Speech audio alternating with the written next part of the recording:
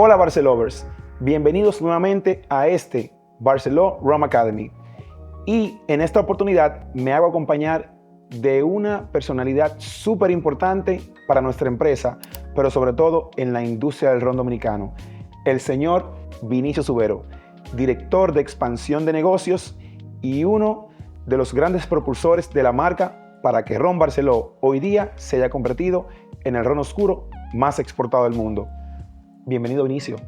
Muchas gracias, Otto. La verdad que es un halago estar aquí compartiendo este espacio contigo. Bueno, para mí es un placer también tenerlo acá en esta sala de entrevistas, porque quiero que todo el mundo conozca cómo Ron Barceló ha calado hasta convertirse en el ron más exportado de la República Dominicana. Pero toda historia tiene un comienzo, y quién mejor que usted para que nos narre ese trayecto que hemos llevado como marca. Muchísimas gracias. La verdad es que has sido muy generoso con tu introducción y lo cierto es que sí hemos tenido una experiencia muy bonita, muy enriquecedora y como bien dices, esta experiencia tiene un comienzo. Ron Barceló inicia con una aventura e inicia con un sueño de unos hermanos que vienen desde Mallorca a República Dominicana en el año 1929. Ya en el año 1930 habían fundado una empresa productora de ron y este sueño que tenían era hacer el ron, el mejor ron del mundo. Y la verdad que tan opulento o tan grande que pudiera parecer este deseo, la realidad es que tenían eso como un propósito y lo tenían impregnado en la sangre, con lo que cada intento para hacer una nueva formulación estaba acompañada de algo casi una alquimia. Estaban buscando transformar algo que se conocía ya en las Américas, en algunos otros países, pero no era tan sofisticado como aquello que ellos habían vislumbrado. Entonces, pues pasa el tiempo, sacan unas líneas de rones en un momento en donde hay una efervescencia de este mercado en República Dominicana y en el Caribe. Y en el año 1950 ya salen con la marca Barceló para los productos de menor envejecimiento, que era el blanco y el dorado. Luego de esto le sigue el Barceló añejo, pero donde todo alcanzó el cenit fue cuando se lanzó en el año 1980 el Barceló Imperial, el primer ron premium de la República Dominicana y que atrajo la atención prácticamente de todo el mundo, porque era un ron que tenía unas connotaciones muy especiales, muy particulares, y esto vino a ser un ícono o un hito en la historia ya no solamente de Ron Barceló, sino de la industria ronera, porque fue un antes y un después. Era una producción limitada, numerada, para indicar esa proporcionalidad con relación a la cantidad de producto que se había fabricado. Pero en aquel entonces todavía estábamos enfocados en la demanda de República Dominicana. En la República Dominicana, después de la cerveza, siempre a nivel de bebidas espirituosas, ha tenido el ron como su máxima expresión. Una bebida que, si bien en sus inicios fue bastante popular, masiva, era algo bastante transversal porque se veía en todos los estratos sociales. Y con el Barceló Imperial realmente se alcanzó unos niveles de aceptación que volvieron a la marca realmente muy relevante en las celebraciones más exclusivas. O sea que ese viaje desde Europa a la República Dominicana fue un viaje de sueños, que luego se transformó en un producto tan emblemático para nosotros los dominicanos y los roneros en el mundo como el Barceló Imperial. Entonces, digamos que establecido el Barceló Imperial, ¿cómo la marca pasa de ser un espirituoso derivado de la caña a una marca país? La verdad es que la trayectoria ha sido larga y ha tenido sus retos en diferentes etapas. No mencioné anteriormente el nombre de la persona que había llegado acá, Julián Barceló, y que estaba liderando este sueño. En la década del 1980 estaba Miguel Barceló, y la verdad es que estas personas que vienen de una tradición ronera que ya se había establecido, cada uno compartía ese sueño. Entonces, vamos a decir que se iba acrecentando el compromiso a medida de que las generaciones iban sucediéndose. Y para ir más concretamente a tu pregunta, todo ha sido una evolución. Ha sido una transformación larga, pero que ha venido también acompañado de hábitos de consumo, ha venido también acompañado de estrategias, porque estamos hablando de un mercado que continúa en efervescencia, ya que es la bebida espirituosa de mayor consumo en República Dominicana, y que solamente lo sucede como bebida alcohólica, lo precede, perdón, la cerveza. Entonces, para probarte por encima de otros rones que tenían también muy buena aceptación y que tenían una muy buena calidad, pues tenías que hacer algo extraordinario. Y ese elemento te permitía estar constantemente buscando maneras de diferenciarte a nivel de formulación, a nivel de empaque, a nivel de comunicación. Y todo esto pues va formando lo que es el mantra o el ADN de la marca, que también va acompañada de un propósito maravilloso, porque desde sus inicios hubo un espíritu altruista, en donde se apoyaban una serie de fundaciones pro foresta, pro deporte, pro cultura, y todo esto era una manera también de devolver a la sociedad aquel apoyo y aquella aceptación que le estaban dando a los productos que se fabricaban en Barceló. O sea que características como la innovación, ese sentido altruista, hicieron que Ron Barceló no solamente destacara en el tema de la producción de rones de altísima calidad, justamente marcada con el lanzamiento de Barceló Imperial, pero también el aspecto social, devolviendo a la comunidad.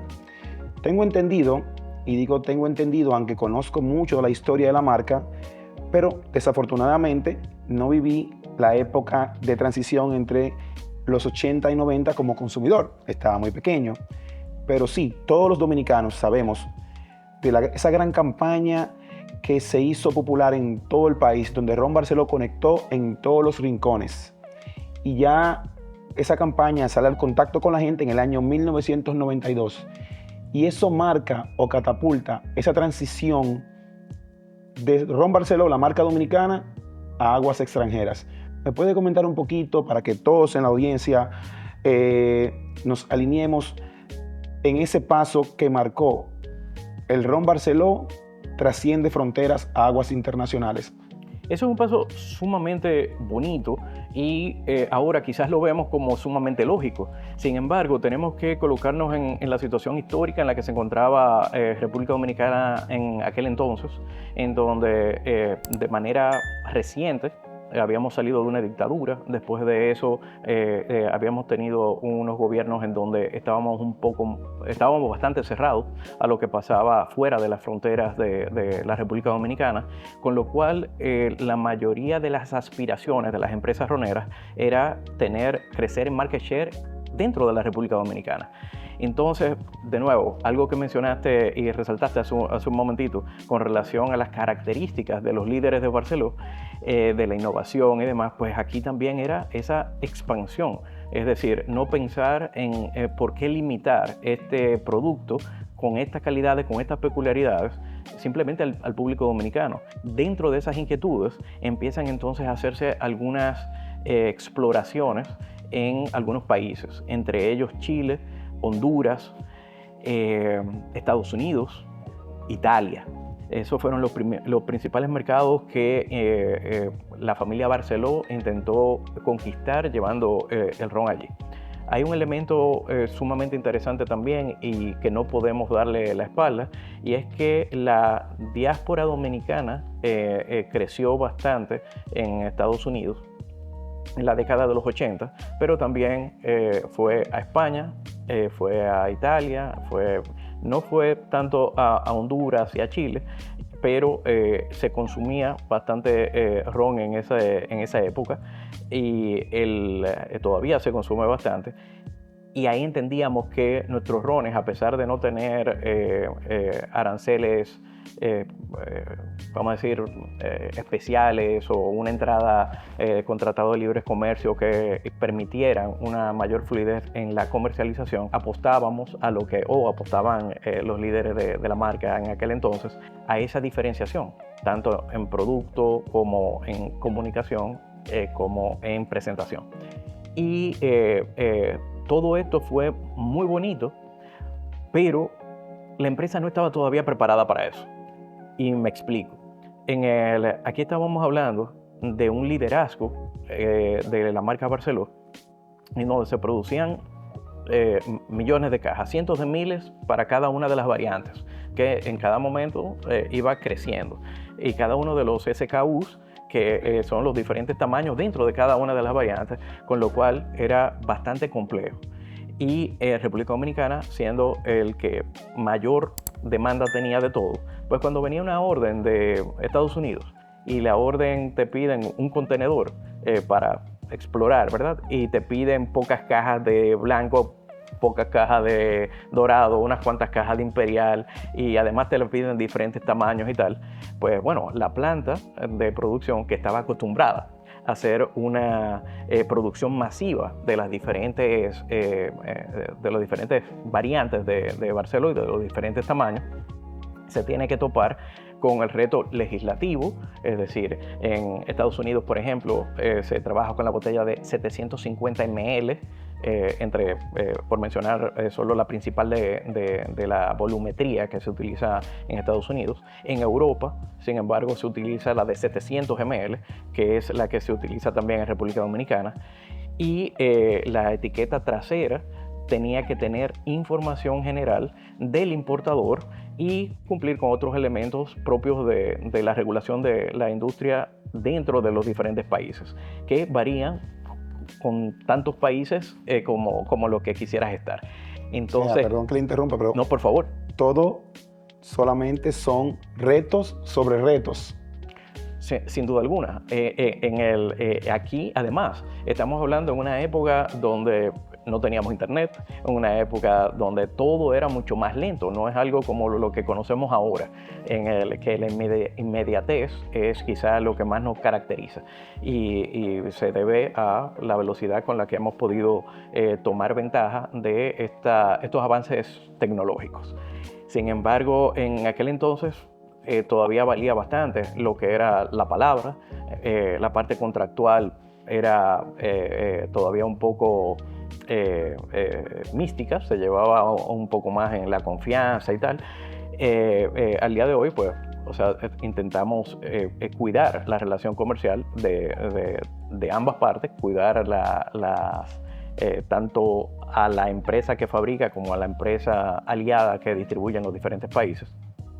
Pero en aquel entonces era mucho más fluido todo, pero al mismo tiempo había menos compromiso, precisamente porque la apuesta, cuando apuestas regularmente tienes la expectativa de ganar algo en particular. Aquí la apuesta, y me estoy poniendo tal vez en la mente de aquellos líderes visionarios, era poner el pie dentro de cada uno de estos países para cuando estuviéramos listos de hacer una penetración más fuerte. Pero entre ese deseo y esa visión y en el momento en el que se presentaron las oportunidades para realmente entrar allí, pasa un tiempo, y en el transcurso de ese tiempo continúa, vamos a decir, la guerra comercial para poder mantener el liderazgo en República Dominicana.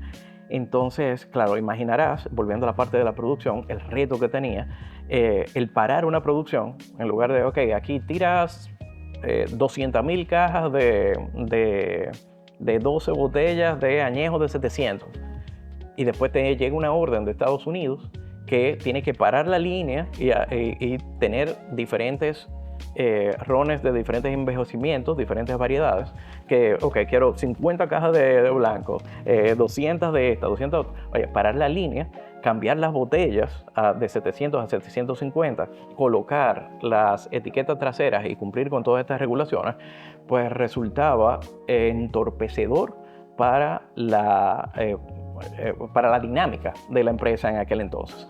¿Qué sucedía como consecuencia? Pues claro, o sea, había un desinterés por parte de las empresas importadoras porque el producto posiblemente le llegaba y ya había pasado una estacionalidad en la que querían presentar el producto, o una estacionalidad en donde entendían que iban a poder hacer algo mucho más concreto, mucho más sólido, mucho más contundente. Y ese interés, pues desafortunadamente, va acompañado de oportunidades. Y las oportunidades sabemos que son escasas y que una vez la aprovechemos, tenemos que intentar ser catalizadores de nuevas oportunidades, porque las oportunidades también caducan. Y ese escenario nos trajo una sorpresa.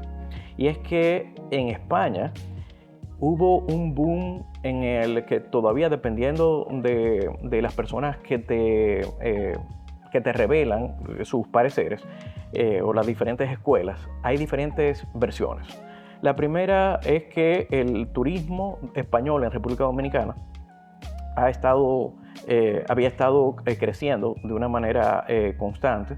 Hemos visto España y República Dominicana han tenido una relación básicamente de hermandad desde años históricos, y esta relación que ha habido entre los países pues permitió que el ron dominicano tuviera la oportunidad de tocar la tierra de la madre patria. Entonces allí este elemento que viene acompañado de estas características lúdicas de las palmeras, de nuestras playas, todo esto que le llevaba a recordar dónde habían vacacionado o a soñar dónde vacacionar, pues te transportaba no solo a una experiencia sensorial al probar el producto, sino a todo un conjunto de lo que sería una vida o un momento de la vida de relajación, de placer, algo que mereces, algo que necesitas. Entonces, pues España empieza básicamente con una de las variantes, que es la variante añejo, que también era la variante principal en República Dominicana en aquel entonces.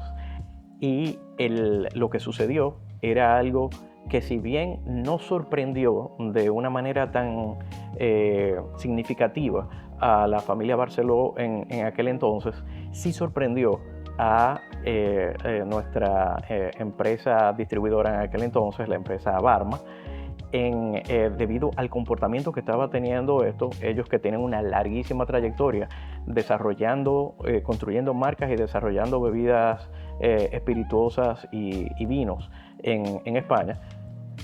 Les llama la atención el hecho de que el primer año se vendieron X cantidad de cajas. Al otro año se duplicaron las cajas. Luego se volvieron a duplicar. Era un fenómeno que ellos desconocían cuál iba a ser el techo. Lastimosamente, en República Dominicana, con la situación que había descrito anteriormente, no teníamos la posibilidad de suministrar la cantidad que ellos requerían en el tiempo que ellos requerían. Y esto, pues yo creo que fue el génesis de lo que fue enfocarnos en los mercados extranjeros de una manera más intencional. Gracias, Vinicio. Y a ustedes, detrás de cámara, nos vemos en el siguiente video para continuar este tema del origen e historia de Ron Barceló. Hasta la próxima.